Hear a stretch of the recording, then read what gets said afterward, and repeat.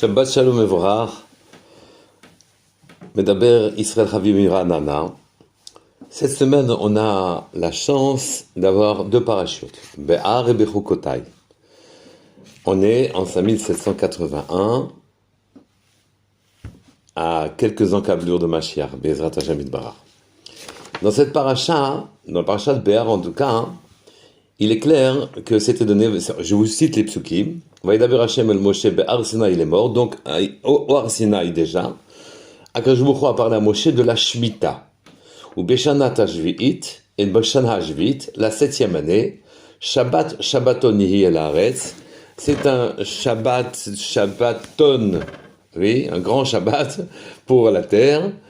Shabbat Lachem Satra le Tizra, Vekamecha le Tizmor. Tu ne sèmeras pas dans ton champ et tu ne sarmenteras pas, tu ne t'occuperas pas de ta vigne. Ici, très étonnamment, la première question qui se pose et qui va nous apporter une immense ségoula sur les maladies, c'est pour quelle raison Akadosh Baruch Hu a parlé on lit la mitzvah de Shemitah avec le fait qu'elle était donnée au Sinaï. Parce qu'on pourrait dire, la Shemitah, c'est finalement un dépouillement de soi. La Shemitah, c'est un moment où on ne travaille pas, on ne cultive pas, on ne maîtrise pas les choses. Si tous les commandements ont été donnés au Sinaï, c'est parce qu'au Sinaï, comme dit le Khatam Sofer, c'est l'endroit du séné, du buisson, pas des grands arbres, pas des grandes plantations, et c'est l'endroit du désert. Et donc on peut comprendre que les mitzvot et le rapport qui va nous lier à Hachem, qui va nous permettre de comprendre derrière le rideau de la nature des choses, de comme dit comprendre quelque chose, ce rapport-là, on ne peut l'avoir que quand on ne répond pas totalement à l'attraction de la matière, aux appétits que nous avons, aux grands kiffs que l'on veut faire, etc. Et qu'on ne vit pas sa vie que là-dedans. À partir de ce moment-là, on peut espérer avoir un rapport avec le Créateur, dépasser l'écran de la matière. Mais s'il en est ainsi, la Shemitah qui est un dépouillement de soi, où on ne travaille pas, on ne maîtrise rien, on ne s'occupe même pas de son champ, on est obligé de le laisser en friche littéralement. Pour quelle raison il était donné Sinaï? Il aurait pu être donné n'importe où, puisque le Sinaï est un message comme quoi, les commandements de Torah, si tu veux te rapprocher d'Hachem, tu es obligé de ne pas assouvir tous tes appétits. La Shemitah n'avait pas à être donnée au Sinaï, elle aurait pu être donnée même en Égypte, elle aurait pu être donnée n'importe où. C'est la première question. J'ai une deuxième question. On voit que ici, dans notre paracha à nous, c'est marqué Vahita Shabbat haaretz lachem. On parle de Shabbat dans la Shemitah, ou Beshanat HaShvi'it, et dans la 7e année, c'est un Shabbat Shabbaton pour la terre. Quel rapport y a-t-il entre la Shemitah et Shabbat? C'est vrai que Shabbat, c'est un moment où on ne travaille pas. Mais ici, c'est un Shabbat pour la terre, que je vous redemande que la terre est un Shabbat. Je veux bien entendre que si on ne travaille pas, alors la terre ne travaillera pas non plus, parce que quand on travaille, elle-même, elle travaille pour nous donner ses fruits. Très bien. Mais quand ensuite, Shabbat est rapproché d'une autre idée, quand le pasuk dit Vehaïta Shabbat haaretz lachem leochla lecha u'le'avdecha u'le'amatecha u'le'schircha u'le'toshavcha agarim imach, que la Torah vient de te dire que toute ta famille et tes serviteurs et les gens qui sont tes employés, que tout le monde peut manger, en rapport avec l'interdit de manger que nous avons dans Parashat Shemot. Dans Shemot Kav Gimel, le 11e pasuk, c'est marqué, et la 7e année, où Ba'ashivit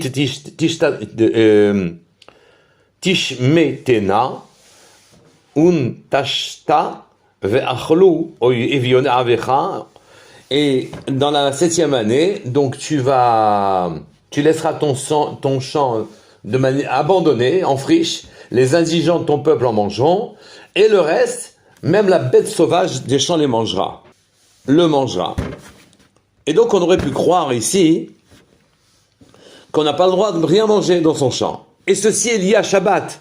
D'ailleurs, dans Parashat Shemot aussi, juste après c'est marqué Sheshet Yamim Ta'aseh Ma'asecha ou bien Ma'ashvi'ish Tishbot, le Ma'an Yanuach, Shorecha. Donc on voit ici que la Shemitah est liée à Shabbat. Que la Shemitah soit liée à Shabbat pour que toi tu ne travailles pas et que donc la terre ne travaille pas, je veux bien le comprendre. D'accord? Ce sont les éléments. Mais que on relie à l'idée de Shabbat le fait que je ne puisse pas disposer des fruits de ma terre, que on veuille bien me les laisser manger à moi aussi, mais même la bête des champs, elle a le droit de venir rentrer dans mes champs et de manger.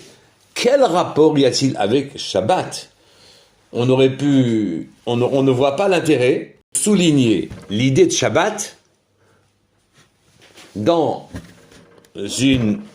un interdit de disposer de ses biens. Tout le monde doit manger. Nous, on nous donne le droit aussi de manger, mais tout le monde peut manger chez nous. Pour répondre à cette deuxième question, il faut souligner que Shabbat, il y a un interdit particulier. On ne peut pas passer du domaine public au domaine privé, ni du domaine privé au domaine public. En quelque sorte, il n'y a pas de domaine public, il n'y a qu'un domaine privé. Dans le domaine privé, je peux vivre, transporter, bouger les armoires bien que ce soit pas recommandé, mais de faire le millimètre, de traverser le millimètre qui me sépare du domaine privé au domaine public et inversement, j'ai pas le droit de le faire. Parce qu'en vérité, Shabbat, ils disent les Chachamim, il n'y a pas de domaine public. Il n'y a pas de Reshut Harabim, où tout le monde fait ce qu'il veut, où tout le monde a des droits. Il n'y a pas les dispositions que l'on a dans la semaine, où je vais qu'à mes occupations. Je dirige le monde, je dirige mon monde en tout cas, et je dirige mon monde dans la direction dans laquelle je veux. Chacun va dans sa direction. Chacun fait ce qu'il veut. C'est ce qu'on appelle Reshut Harabim. Littéralement, il y a permission et toute licence donnée à tout le monde de faire ce qu'il peut faire du moment que ça ne gêne pas l'autre. Eh bien, Shabbat, il n'y a pas de Reshut Harabim. Il n'y a que Reshut Hayachid. Littéralement, le domaine de un, du un. Qui est un? C'est Hachem. Il n'y a qu'un seul domaine. Toute la terre, elle appartient à Hachem. Et si toute la terre appartient à Hachem, alors à ce moment-là, on se retrouve un petit peu comme au Gan Eden. Tout lui appartient. Donc rien n'est forcément à nous. Tout le monde peut disposer de tous les fruits de la terre. Chacun peut cueillir les fruits là où il se trouve. Les passants peuvent rentrer dans mes champs et prendre les fruits, n'importe qui peut se servir, j'ai le droit moi aussi d'en prendre, la bête des champs peut rentrer chez moi, je ne peux pas l'empêcher de manger. Et donc ici, le monde, je prends une conscience particulière le jour de Shabbat. C'est que le monde, je suis dans un Reshut Hayachid, je suis dans la maison d'Hachem, je suis là pour élever ma conscience, et pas seulement pour élever ma conscience, mais pour l'éclairer, et que je comprenne parfaitement qu'il n'y a qu'une seule Metsiout, une seule situation, et elle est totalement celle d'Hachem. Je suis chez lui, et il fait ce qu'il veut de nous, et nous nous conformons, nous sommes invités dans son monde. Si je suis invité dans la maison de quelqu'un, alors à ce moment-là, lui dispose de tous ses biens pour les donner à qui il le souhaite, eh bien, le jour de la Shemitah, quand on comprend que le monde appartient à Hachem, d'ailleurs on mangera sans travailler, et nous ne sommes que ses invités dans ce monde. Et c'est pour m'éveiller à cette conscience que je fais l'année de la Shemitah. À partir de ce moment-là, je comprends qu'effectivement, l'idée de Shabbat est liée au fait que je doive libérer et donner et laisser mes fruits qui ne sont plus les miens, les fruits de mes champs qui ne sont plus les miens, les laisser à la disposition de tout un chacun. Mais revenons à la première question que je vous avais posée. Pour quelle raison, quel rapport y a-t-il entre la Shemitah et le Har Sinaï? Le Khatam Sofer a dit on aurait pu finalement donner cette mitzvah n'importe où, puisque ça n'a été donné au Sinaï, toutes les mitzvot ont été données au Sinaï, que pour nous comprendre que les mitzvot étant les vecteurs qui nous permettent de nous rapprocher d'Hachem, alors à ce moment-là, il faut qu'ils soient donnés dans un endroit où on n'a pas de distraction, on n'a pas d'attraction pour autre chose. Dans le désert et face au Sné.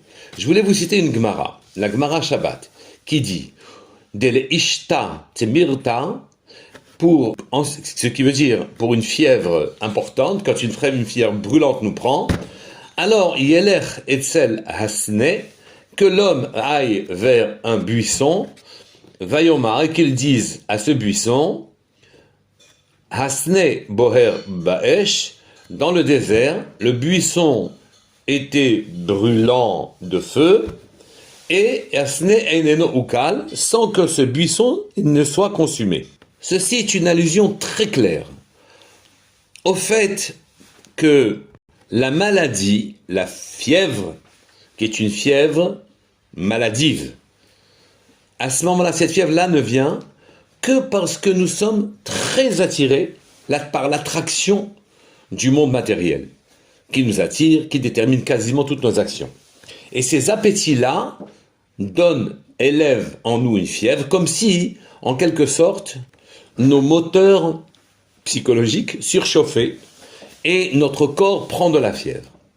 Et donc le conseil qui a été donné dans cette Gemara, c'est d'aller devant un buisson et de dire « Le buisson au Sinaï était brûlant et ne se consumait pas. » Or au Sinaï, c'est la Torah qui a été donnée. Là-bas aussi, il y avait une fébrilité dans le buisson. Il était chaud.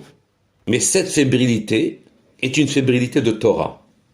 Et cette fébrilité de Torah empêchait le buisson de se consumer. La fébrilité maladive détruit le corps, détruit beaucoup de choses. On demande donc que cette fébrilité soit désormais soignée par la Torah, par le pasuk que l'on prononce. On affirme que de ces deux fébrilités, la surchauffe peut venir d'une volonté spirituelle de se rapprocher d'Akadosh Baruch Hu, et à ce moment-là, cette fébrilité va nous rapprocher d'Hachem et ne va pas nous consumer. Tandis que la fébrilité pour les choses matérielles, cette fébrilité, cette fièvre, cette surchauffe, finalement, elle nous détruit.